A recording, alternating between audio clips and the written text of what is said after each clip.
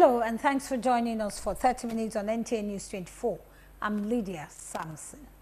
It's one disease that Nigeria has had bad and unforgettable experience from due to the devastating effects its outbreak had caused in the past. Whenever the name of meningitis is mentioned, almost every community, especially in the northern parts of the country, has a bitter experience to tell. This communicable disease, which is common in countries that lie on the meningitis belt, stretching from the Sahel region to the Horn of Africa, has again thrown many communities in Nigeria into panic, confusion, and even mourning as it broke out again.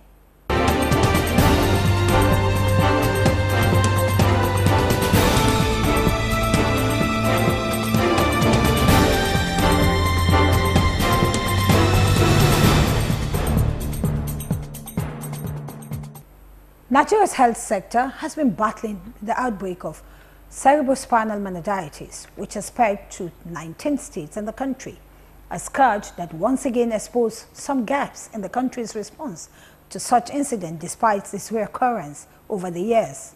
Kunle Adeyeye, in the first report, takes a look at the figures behind the past and present outbreaks. Nigeria is no stranger to outbreaks of meningitis. In 1996, the country had a brush with the disease where almost 110,000 cases were recorded with more than 11,000 deaths. Less than a decade after, in 2003, another outbreak recorded 4,130 cases and over 401 deaths. 2009 was another year with 9,086 cases and 562 deaths. But the recent scourge, which surfaced in Zamfara State in November 2016, has taken the entire country by storm, partly due to the fact that it is a strange one described as Neisseria meningitis type C, which is in contrast to previous cases diagnosed in Nigeria as type A. From the onset, combating the scourge proved a daunting task due to the fact that it was a new strain. What started with a handful of cases in Zamfara soon spread to 19 states with more than 4,000 cases recorded nationwide and about 400 deaths recorded. Zamfara State single-handedly recorded 1,864 cases and 215 deaths. The outbreak threw up a number of questions, among which was what was responsible for the spread of the disease. Similar question that legislators within the Alhassan chamber also asked as they expressed concern over the spread of the disease and the devastating effects that trail it. Aware that the Nigerian Center for Disease Control has confirmed the outbreak of cerebrospinal meningitis, CSM, in 5 states. My constituents are victims of this particular outbreak. And there are cases of death reported. The federal government required $1.1 billion to be able to procure these vaccines for this meningitis. How do we look into the possibility of establishing quick industries that will produce vaccines and other medicines that are required for this kind of emergencies? We are used to that particular strain. That is the serotype A. But unfortunately, this time we have a serotype C. And we have just very few doses of that vaccine available. We all know meningitis is a very deadly disease, and it's something that we need prompt response. I must commend the federal government for its massive awareness and quick intervention. Experts say dry and windy weather, crowding, and poor sanitary situation are some of the causative factors. If not carefully handled, the disease causes deafness, epilepsy, and mental disorders, especially in children. An official statement from the Ministry of Health alleged the disease came from Niger Republic, since Nigeria lies on the meningitis belt, stretching from the Sahel region to the Horn of Africa. One of the most important things we need to do is this vaccination of vulnerable people, especially children, against this kind of diseases. The second thing, of course, is to keep in a clean environment and hygiene practices. The other thing, of course, is increasing access to good health care, because most of the areas have been affected majorly are areas where there are a lot of rural dwellers or maybe a lot of poor people, a lot of people who haven't got access to even just simple primary health care. And so that's enabled this to be a big problem in those particular areas. So it's the job of the federal government or the Federal Ministry of Health, and then of course the state governments in those respective areas, to increase access to primary health care. Because through that, children will be exposed to vaccination, and if children are vaccinated against the common childhood diseases, and then this meningitis, then it can be controlled.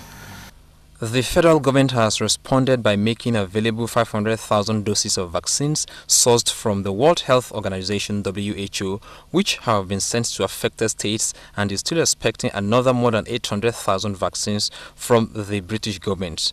Overall, the response has been all stakeholders rallying to combat the spread of the disease. I'm talking about quality-wise, and it's a special kind of vaccine that's called the conjugate vaccine, which has a longer protection of about 10 years than the usual vaccine which we have been using before, which is called the polysaccharide vaccine. That one gives protection for about 2 or 3 years. As of now, about 420,000 people have been vaccinated in Zamfara State, and I can tell you that we are beginning to see the plateau. That is to say that the epidemic is no more rising, it's beginning to flatten out, and we hope that's going to come down soon. The efforts are yielding results as the rate of infection is said to be very low now compared to what was obtained a few weeks ago.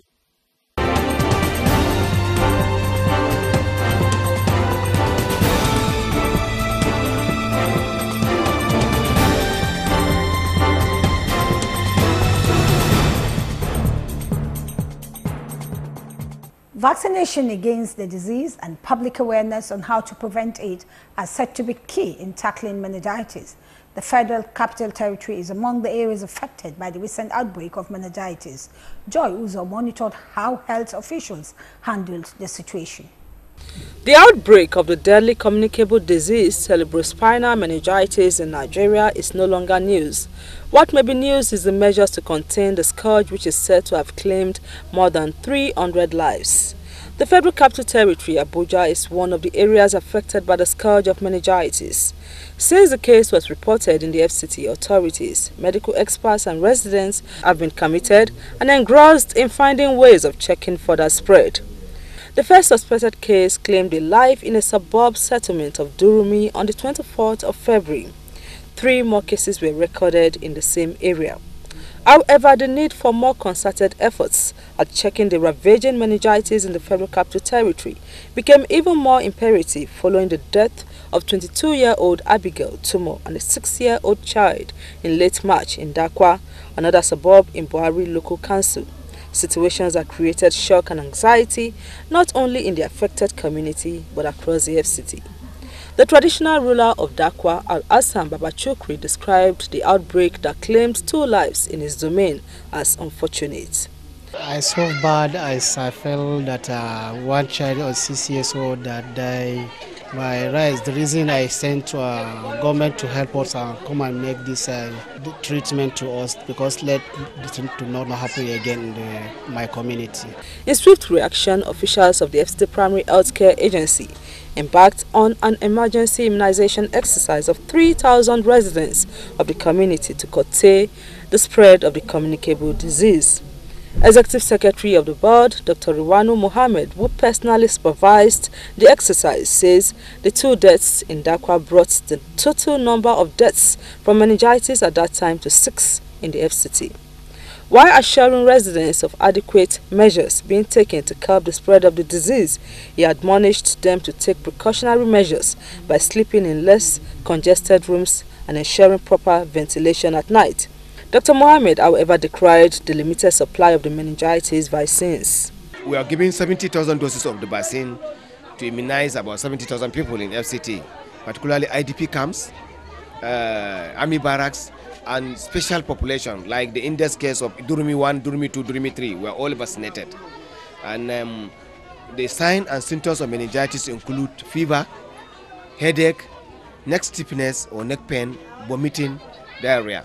So occasionally, loss of consciousness. These are the signs and symptoms. So we're appealing to the public, anybody that notice this sign, please they should be worried and inform all the parent or the public to please go and visit to the nearest hospital. Secondly, we don't give this vaccine to pregnant mothers. And also don't give this vaccine to children under the age of 1. So it's 1 year to 29 years. But because this is a place where we have an outbreak, it's an index case, we need to vaccinate every child. We want to make sure that we condone the government of Nigeria have actually planned to carry out vaccination, but the vaccines are not available. The officials of FCT Primary Healthcare Agency paid a condolence visit to the family of one of the victims of the meningitis outbreak in Dakwa, where Ojelabi Tumo described the death of his daughter as sad, but that his family had taken the incident in good faith. You don't know your worth until people start to tell you, unfortunately behind your back, that this is what you are worth. We were sad. We were unconsolable. That she is the one that will be the guinea pig, or one of the guinea pigs, for something, for this kind of awareness, for this kind of a remedy for this kind of disease and other diseases. I am very, very happy.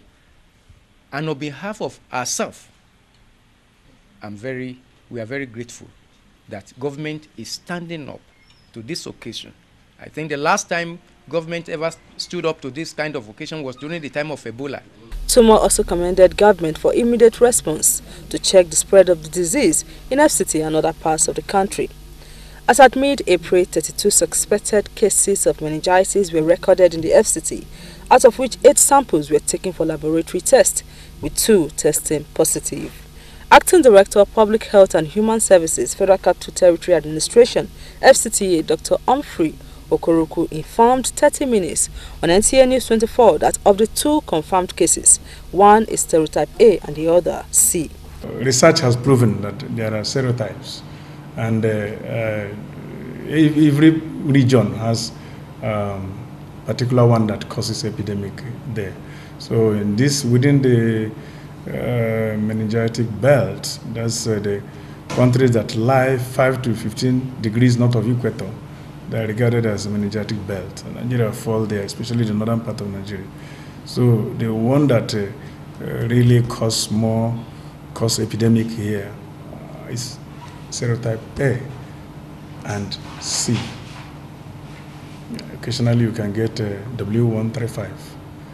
Any one that can cause a disease also has the potential to kill, depending on when the case was detected and when the management started. Dr. Okoroku says by mid-April, 12 deaths have been recorded out of the 32 suspected cases in the FCT. He noted that the FCT is recording a minimal loss compared to other states in the country because of the proactive measures within the FCT, where more than 70,000 residents have been vaccinated against the meningitis. High-risk areas such as the IDP camps were given priority, while about 2,000 doses of Ceftriaxone, an antibiotic drug for treatment of the disease, has been distributed to public and private secondary healthcare facilities for prompt response to cases. Out of 32 cases, samples have been taken only from 8, and that is not good enough. So we still want more. Every suspected case, if possible, sample should be taken. That's a challenge for which we've engaged the clinicians and continue to engage the clinicians. So it's a clinical thing. So, and of course, logistics, which government is not relenting. Like last week, we distributed 2,000 doses of Ceftriaxone, so provided by the FCT administration. So, printing of IEC materials in large numbers also. And then other logistics like vehicles so that we can reach where it's happening at that time. I think we are on course with those things, even though there still remain challenges. Aggressive sensitization to enlighten the public about the disease and measures to take to avoid contacting it, as well as training and retraining of medical personnel have been on. Logistics and poor healthcare seeking behavior of residents are challenges Dr. Okoruku noted to be hampering preventive healthcare practices in the FCT. Getting people sensitized, building the capacity of the health workers to be able to at least suspect, raise their index of suspicion. So when they suspect, they will call the next level. Then from there we pick it up. And then for the residents, particularly in those targeted areas, the message is for them to report to the nearest health facility as quickly as possible. So that is to, because of what is perceived to be poor healthcare seeking behavior, which translates to their late presentation in the hospital. So the message is for them to report quickly to the nearest health facility, whether private or government, does not matter. So if they report to primary health care facility, those ones will certainly take them to the next level.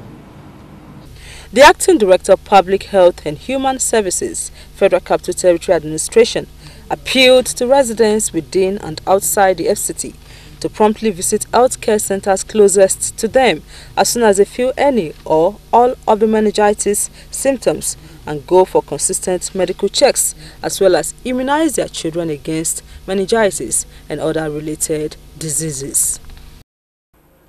Yes, Joy, the effectiveness of vaccination has been widely studied and verified.